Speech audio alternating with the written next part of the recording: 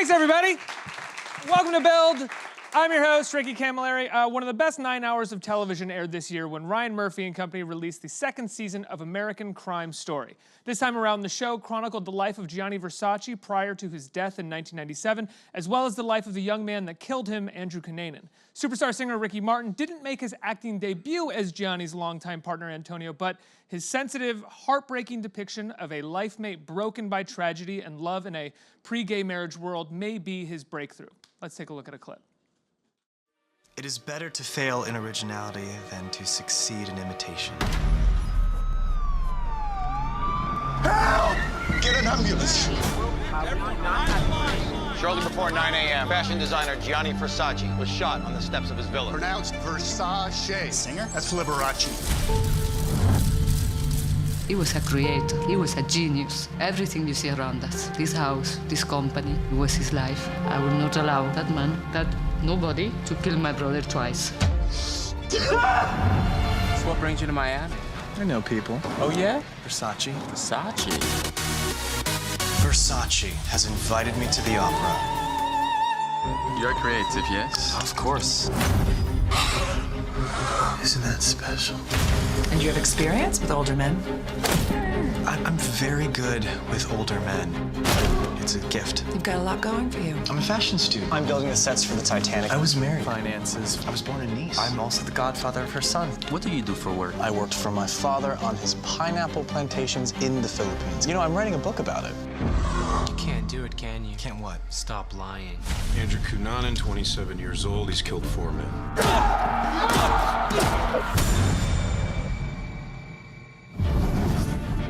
He wasn't enough for you? This life, this house. You wanted more. More men, more fun.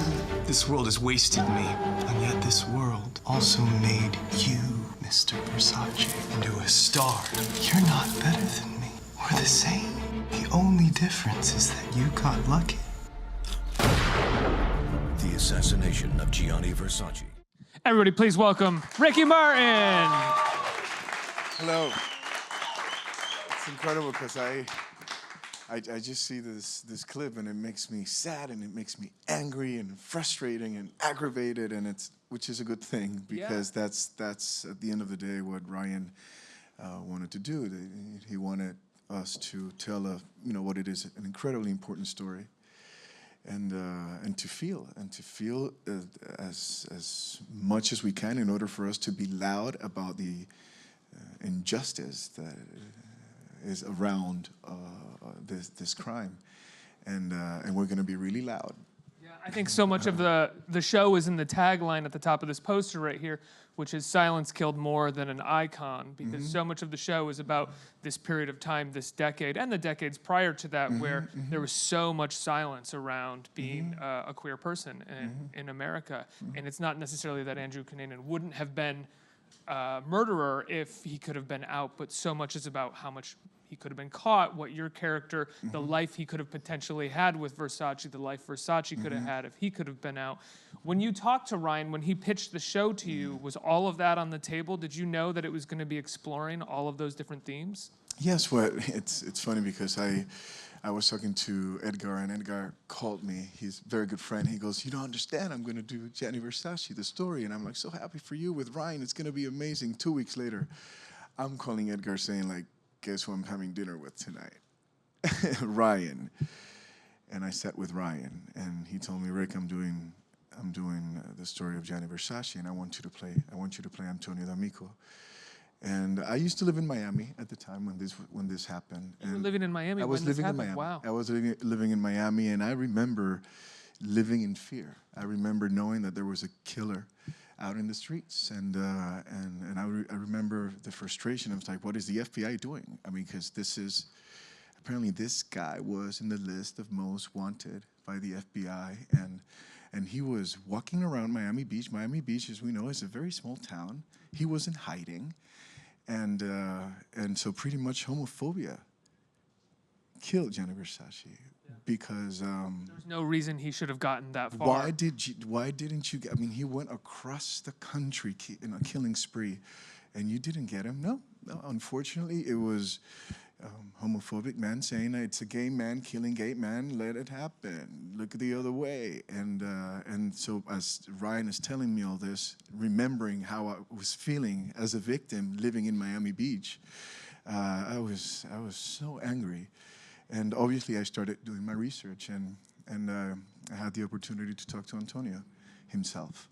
And Did your paths ever cross in Miami Beach at all, or with Gianni Versace at all? I was invited to so many events at the mansion, and for some reason I never went. I never went. But I Who never. are you? Who gets invited to an event at Gianni Versace's mansion and is like, I'm good? I had a campaign with Giorgio Armani. But Fair. Fair enough. But but we all love Gianni. Yeah. We all love Gianni, and we all knew what Gianni meant for Miami, you know. And after Gianni Versace came to Miami, everybody was buying homes in Miami. Madonna, Cindy Crawford, Naomi Campbell, everybody was there. But what I'm trying to say by this is that I started doing my research, and I talked to him. I talked to Antonio. He was incredibly generous, and I said, I'm sorry, I'm going to be intrusive, but all I want is to shed some light to your life with Gianni. And unfortunately, there is a lot of darkness around all this. There is a lot of injustice, so I'm going to be intrusive. And he said, Ricky, this is going to be very difficult for me. I'm reliving everything after 20 years. But thank you so much for making this happen. At the end of the day, it's all about justice. And so he was very, very honest. He told me about his highs and lows and the emotions that he went through. The first scene that I shot was finding his body, which was amazing. A lot of people say, damn, Ryan Murphy, he's tough, man, to throw you out there as a first scene. But no, this is exactly, number one, I love challenges, and this is exactly what I was getting ready. Specifically that scene, for me to be able to run out of the house and find his body was something that I just wanted to get it over with. I really wanted to feel this you know, the sadness, the pain, the frustration, the agony.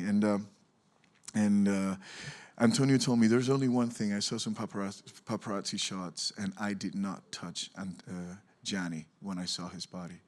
And I told him, Antonio, we're not doing a photo. We're doing a painting. We're doing a painting of everything that happened. As an actor, I asked Ryan, I need to hold him. I cannot just walk around him. I need to hold him. I need to feel his blood. I need to I need to have him in my arms, and it became La Pietà. At the end of the day, you see that photo, and it's a very, very powerful moment that if I didn't touch him and I started walking in circles around him, was not going to be of impact. And so I took the liberty, and then Antonio understood why I did it, and in the contrary, he said, I appreciate it, thank you very much. It also plays very much into your character's arc in the show, where in the end he is left with nothing because he was unable to marry Gianni in a lot of ways. That was not an option back then. Yeah, exactly. That's what I mean when I said a pre-gay marriage world. So much of your character's tragedy is how he's left. The last episode is called Alone, and your character very much is left completely alone outside of the family. And that's why the first time we really see your character, it's very Jackie O. This assassination, you're holding the body, you have and all of a blood sudden all over she's you. out. Yeah, exactly. Right. So the same thing, and that's why he in a couple of occasions he found the strength to say I don't want to live like this, and he considered suicide on many occasions, and he went there. He went there, and I went there. I went there in the process, and I was very specific. Antonio, I want you to tell me how it was. What did you do? Was it medication? How was it? And so we did it exactly as he did. He goes, no, darling. I grabbed the most amazing bottle of wine and the most amazing and expensive pills you could find, and I was going to go the right way. You know? And I'm laughing about it, to one of the saddest things of life. But the frustration was me as an actor living this was very powerful. And then obviously I had the opportunity to work with Penelope Cruz, who's outstanding. And my God, she gave me, she was no mercy, you know. But then at the same time, she goes, Ricky, I want to hate you, and I can't. It was beautifully written, and the way it was directed was amazing. And I'm telling you this, and I'm reliving this whole thing, and I kind of like need to move on, and I can't. Not yet. Because it was really, it really affected me. It really The show just aired, and people can go back and watch it. It's a really incredible 9 hours of television. You know, I'm curious. You've done a little acting before, right? You've done, I think, some soap opera stuff here and there a long time ago. Well, we got some coffee there for you. Thank you. Cheers. You know, the first time, it's funny because I started in a boy band when I was 12 years old.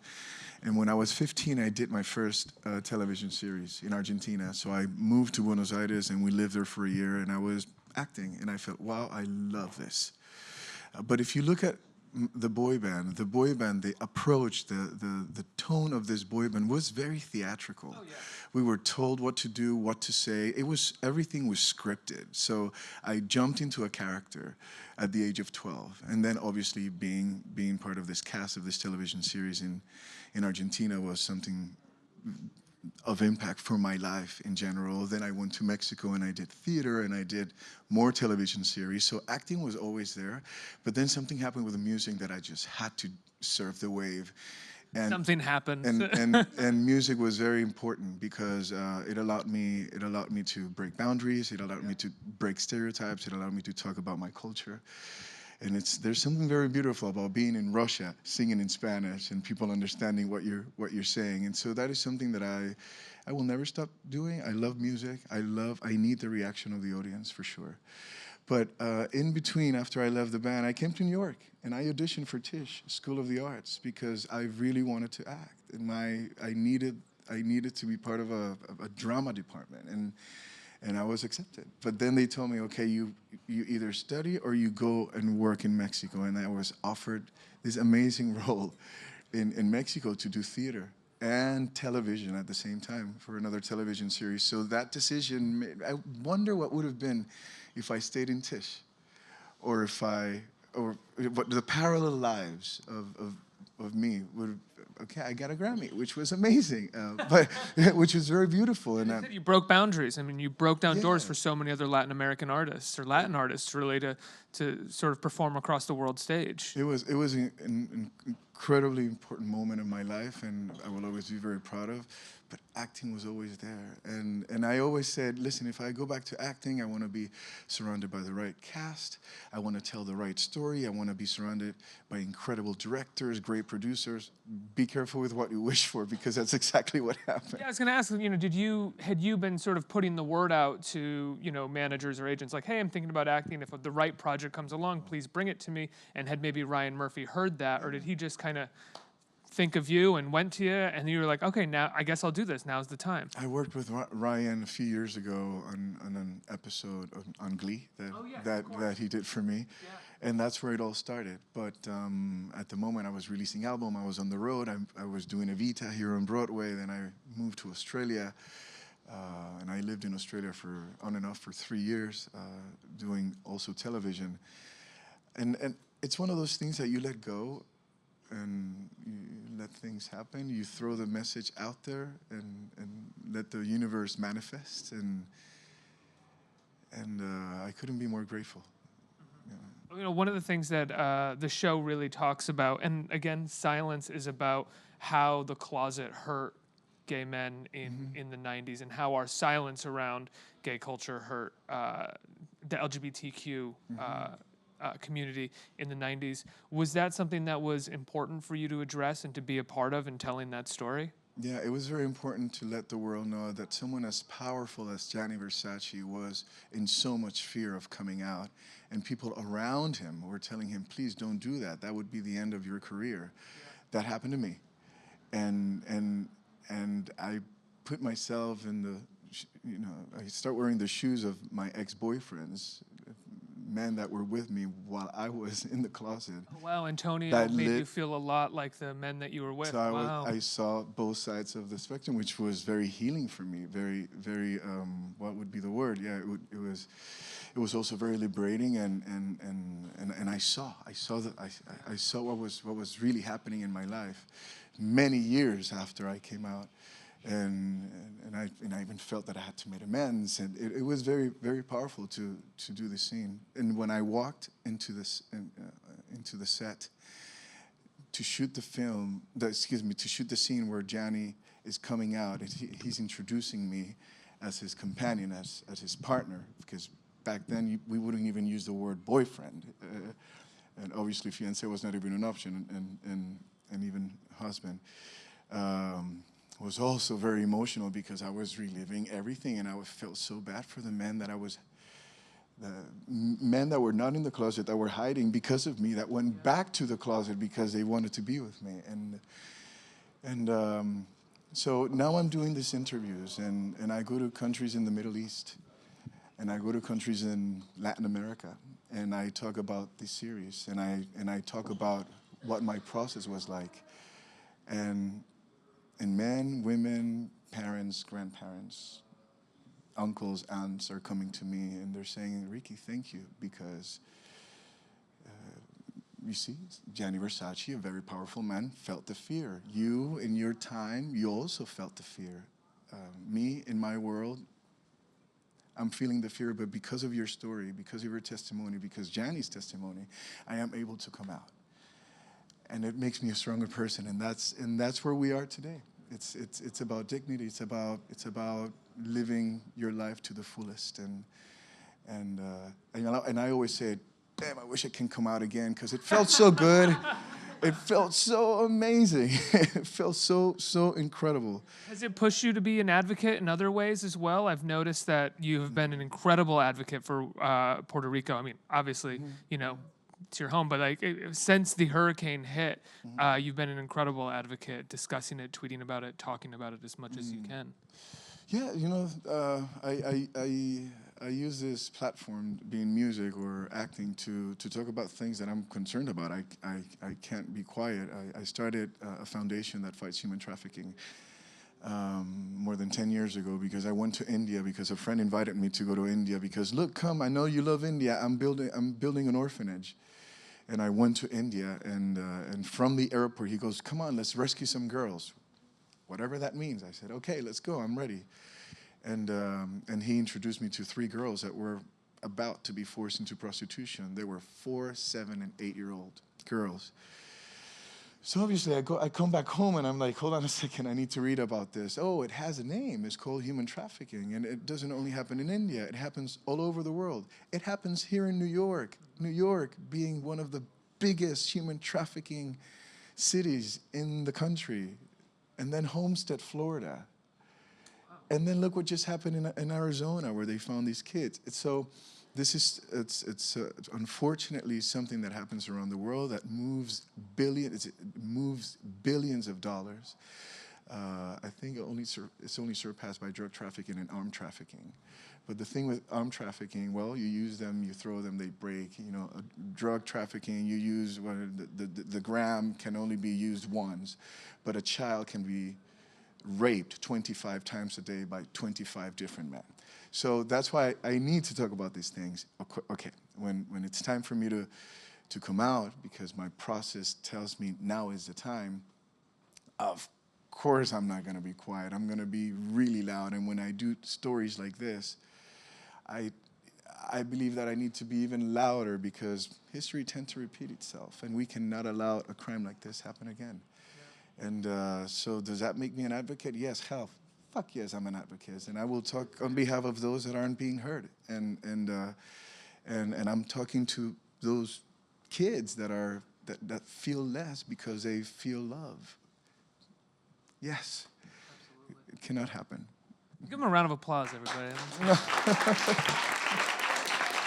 It's my reality. So you've done you'd done one episode of Glee, a lot of acting and a little bit of training when you were younger. What were you most scared about in portraying Antonio going into these shoots? Incredibly emotional scenes that you have to do. I mean, I was complimenting you on your final scene with Penelope Cruz in the show. Thank you. Very emotional scene. What were the scenes that you were most worried about doing? I was so hungry for this. I was not afraid at all. Don't worry, just let's go. Please say action. I really need to do this. Obviously, I took my time. You know, since Ryan told me that I was part of the cast, I immediately dove myself into full-on research, and I was just so hungry for this. And that's why I say thank you, Ryan, for making the crime scene the first one. Because that set the whole atmosphere for the rest of the 9 months of shooting, because that was the most important scene that I did. Obviously, later on, in the investigation, where the FBI is is thinking that I was the person that actually killed him. That was also very powerful. And then later on in the series, where Donatella tells me, "You are nobody.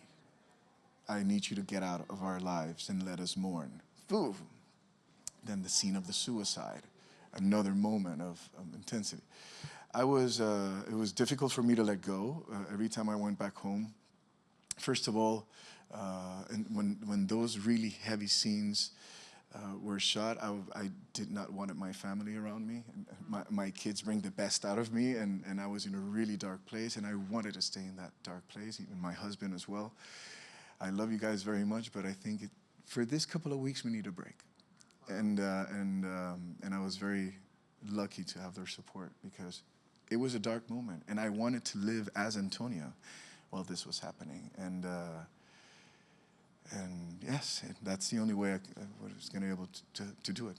Now, that scene that you referenced with the FBI agents is such an important moment in the show, because, you know, an FBI agent or a detective could say, well, we always look at the husband or the partner of the person closest to the one that's murdered. But in that scene, there is such an internalized homophobia that is coming from the FBI agents, which is so much of what that show is about. What was it like doing that scene? It was excruciating. It was very painful. And the actors, everyone in that set was freaking brilliant, and he really pressed those buttons, and I would look at him like, are you serious? And then Penelope comes, and she tells me, why were you talking about my brother?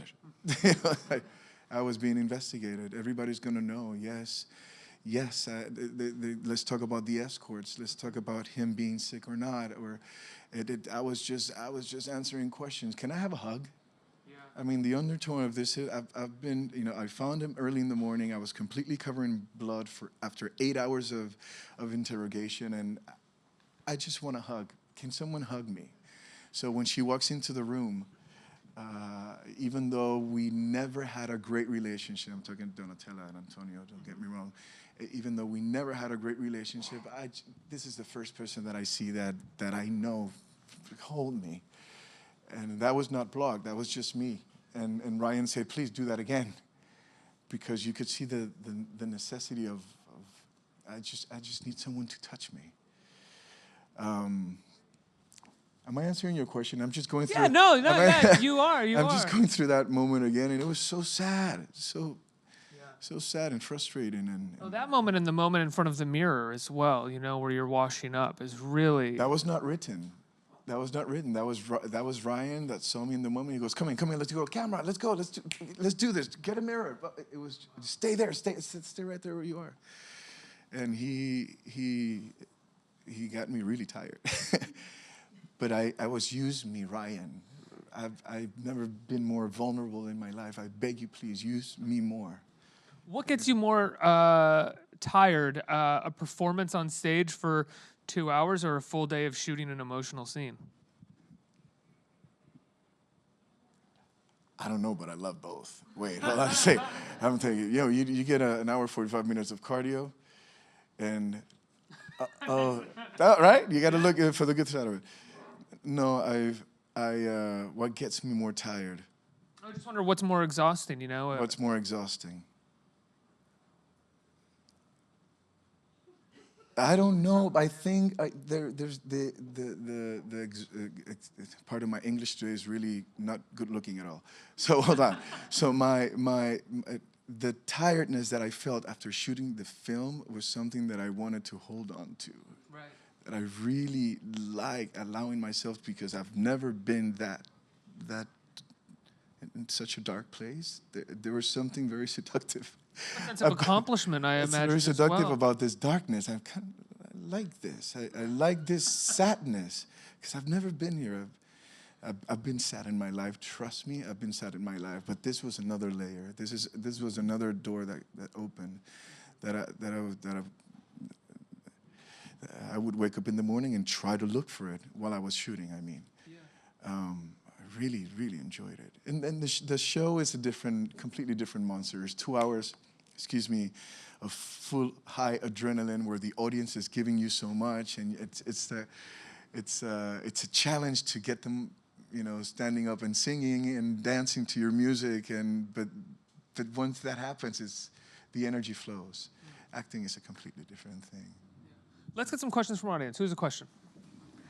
Your being selected for this role was described as an opportunity of a lifetime and really is almost a destiny. Can you tell us what were the major challenges of portraying the interaction of Versace and his partner as appear to be true to life? Tell me the challenges. Tell me, repeat the challenges of you playing and making the interaction really appear true to life, how it was. Well, it's a big responsibility, because you're playing a part of someone that still lives, and that's why for me it was so important to talk to him. It took us a minute to find Antonio, because he's disconnected himself completely from the spotlight. And so when I finally I was asking him, please, I am so sorry, I don't want to be intrusive, and I know it must be the hardest thing for you and for any member of the family to have to relive everything again 20 years after it happened. But once again, this is also personal for me. And just like you, there are many men around the world that have been victims by homophobia, because they ended up, after spending a lifetime with the man that they love, they have absolutely no rights. They cannot make any decisions, health decisions, nothing. So I hope you understand why I'm why I'm being so intrusive.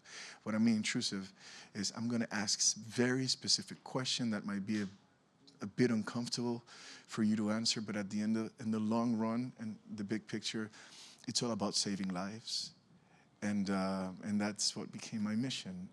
Hopefully, this will never die. This will stay forever. My kids, my grandkids will be able to see this series, and they will make something out of it. Hopefully, they won't have to deal with what we've been dealing with, what we still deal with today. And so that was my motivation. That was exactly what I really wanted to get out of this. Did being so close with Edgar prior to shooting make the shoot and the performance a little bit easier? And with Penelope, I've had the honor. I met Penelope many years ago in India, working and fundraising for this orphanage that I started volunteering for.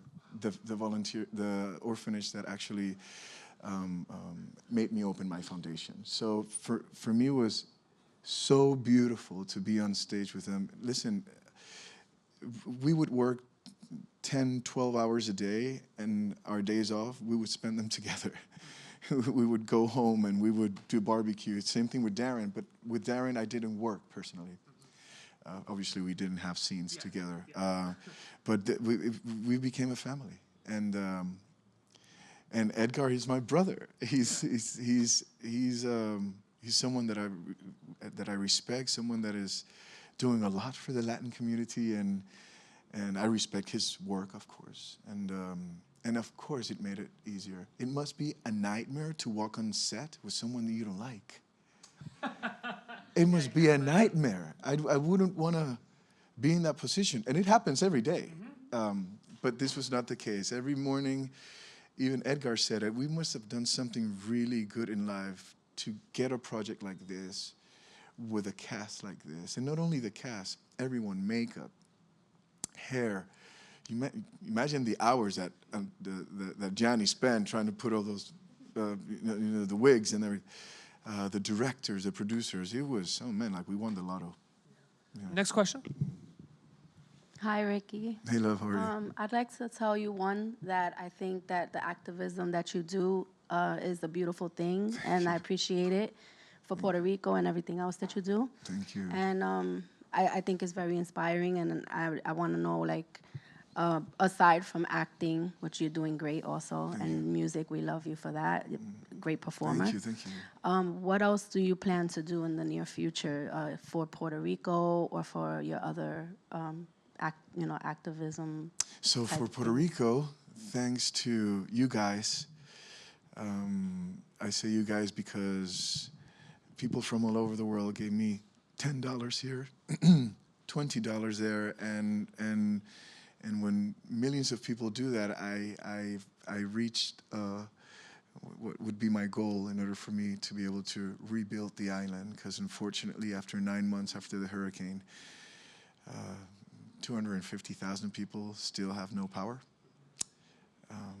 And we're talking about an island with 4 million U.S. citizens. And we found out that the death toll is far greater than what has been reported by the administration. If you put together 9/11 and Katrina, there are more casualties in Puerto Rico. So it's really frustrating, but we have to, our anger and our frustration has to be transformed into action, and that's what we're doing. And I'm gonna start building homes. I have a plan to build 250 homes for people that are still living in the basketball court of the town, and in tents. This is happening in my land, in my island, a year after the hurricane, and we're about to start the hurricane season again. So we're staying focused, and we're going to do what needs to be done in order for Puerto Rico to be better than it was. One more question. Hi, I'm a little bit nervous since I'm only a few feet from you. But anyway, this question relates to Ryan Murphy. He gave an interview in the Times a couple of weeks ago that he's trying to make his production companies more inclusive. So related to that and related to this series, do you think that Hollywood is becoming more inclusive based on what you've seen, what you've experienced, or do you think, in effect, it's hit a stagnation, a stalemate, or it's going backwards in light of the current climate? Thanks to people like Ryan, Hollywood is more inclusive. The other day, someone asked me, Ricky, since you played a gay actor, aren't you afraid that now you're going to be typecast as a gay man? And I'm like, do you ask Brad Pitt if he's afraid of being typecast as a heterosexual man? Can we please open our minds a little bit? I think it's time for us to we're actors, and we're chameleons. We can become whoever you want us to become. So in that sense, I think it's important for gay men to start playing straight roles, and vice versa it's been there, but I think it's like, give us the opportunity. Give us the opportunities. We will surprise you. Absolutely. I mean, I think you definitely surprised the world with your performance in this show, which is beautiful and, as I said before, heartbreaking and very sensitive. Congratulations. The Assassination of Gianni Versace, it's aired on FX. I think people can check it out on demand. They can get episodes, and it'll probably be on Netflix sometime soon for people to check out as well. It's incredible TV, one of the best things I've seen in quite some time. Ricky Martin, everybody. Let's hear it.